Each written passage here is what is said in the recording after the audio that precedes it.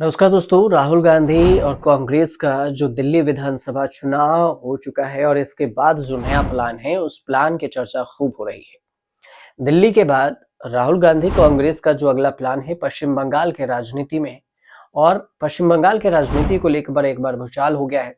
विधानसभा चुनाव के बाद जो दिल्ली में विधानसभा चुनाव हुए उसके बाद राहुल गांधी खासकर अपनी बात मनवाने में सफल भी हो गए।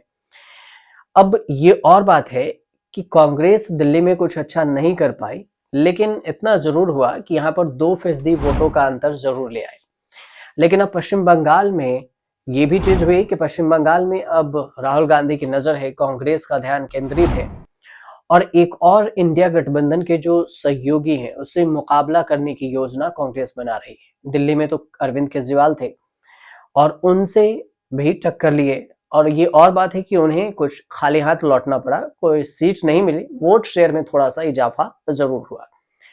दूसरा फायदा ये भी हुआ दिल्ली में कि इंडिया गठबंधन से अलग होने और कांग्रेस को साइड करने की जो बात आम आदमी पार्टी कर रही थी उसे हार का स्वाद भी चखा दिया कांग्रेस पार्टी की वजह से। ऐसा हुआ, ऐसा कहा भी जा रहा है, डेटा भी निकल कर जो सामने आया।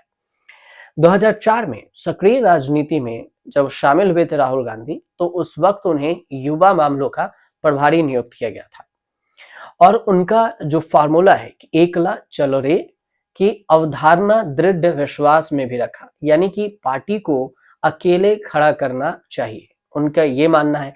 जबकि उनकी मां सोनिया गांधी इससे विपरीत है, उन्होंने यूपीए की स्थापना की थी, बाकी के सहयोगी दलों को मिलाकर कांग्रेस या फिर गठबंधन राजनीति के साथ एक प्रयोग किया गया था। लेकिन राहुल गांधी हमेशा से मानते हैं कि पार्टी तब बढ़ सकती है जब वह अकेले लड़े और अपने सर्कल में उन्होंने अक्सर पार्टी सहयोगियों से कहा कि अकेले खड़ा होना लंबे समय में मदद करेगा, भले ही तुरंत ना हो और कुछ चुनाव हमें हारना भी पड़े। लेकिन कई असफलताओं और फिर जैसे बीजेपी के खिलाफ उनके मजबूत इरादे भी गठबंधन के राजनीति से हटकर मजबूत होगा। लेकिन 2024 के जो चुनाव हुए उसमें बीजेपी को हराने के लिए एक गठबंधन भी किया और इस गठबंधन के तहत जो विचार समान विचारधारा वाले हैं वो एक हुए।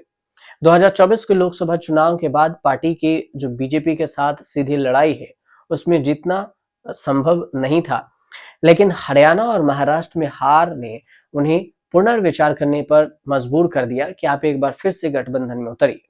इसलिए कई उतार चढ़ाव के बाद उन्होंने अरविंद केजरीवाल के जो नेतृत्व वाली आप है उससे मुकाबला करने के लिए हरी झंडी दे दी, क्योंकि गठबंधन नहीं हुआ।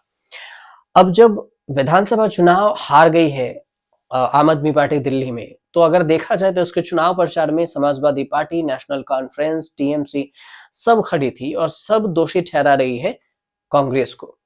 लेकिन कांग्रेस का अगला नजर है टीएमसी पर, जिसने कांग्रेस को लगातार नजरअंदाज किया है।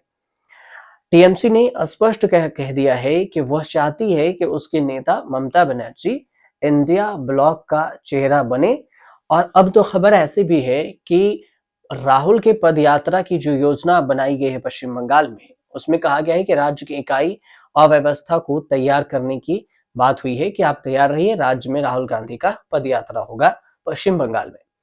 पार्टी के पास अब राज्य में एक भी भरोसेमंद सांसद भी नहीं है पश्चिम बंगाल में। पहले अधीर रंजन चौधरी हुआ करते थे जो ममता के खिलाफ अकेले योद्धा थे, लेकिन उन्होंने भी 2024 का आखिरी चुनाव हार गए वो।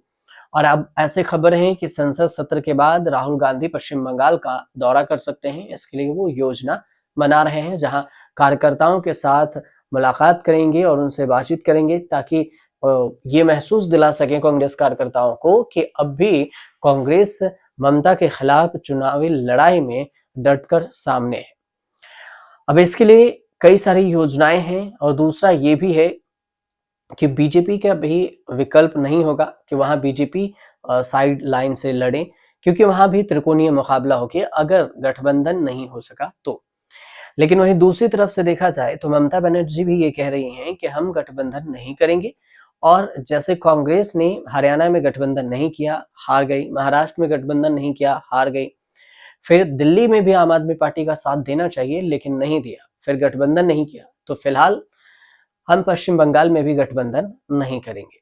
ये बात ममता बनर्जी की तरफ से कही गई है। इधर राहुल गांधी भी तैयार हैं। और आपको याद होगा कि 2024 में जब भारत जोड़ो यात्रा हुई थी, पश्चिम बंगाल में राहुल गांधी पहुंचने वाले थे, तो उनकी यात्रा को ममता बनर्जी ने एंट्री नहीं दी थी। हालांकि बाद में फिर से एंट्री मिल गई और फिर राहुल गांधी ने यात्रा किया। लेकिन लोकसभा चुनाव में टीएमसी से गठबंधन नहीं हो सका और इस टीस का जो बदला है शायद कांग्रेस अभी भी लेना चाहती है। और इसलिए आगामी जो 2026 में चुनाव होने हैं पश्चिम बंगाल में, उसके लिए कांग्रेस पार्टी अभी से कमर कस ली है और पश्चिम बंगाल में उतरने का मन बना ली है। आपको ये भी बता दें कि इस पूरी जो विधानसभा चुनाव है, इसमें जो सीटें हैं वो 294 सीटें पश्चिम बंगाल की है।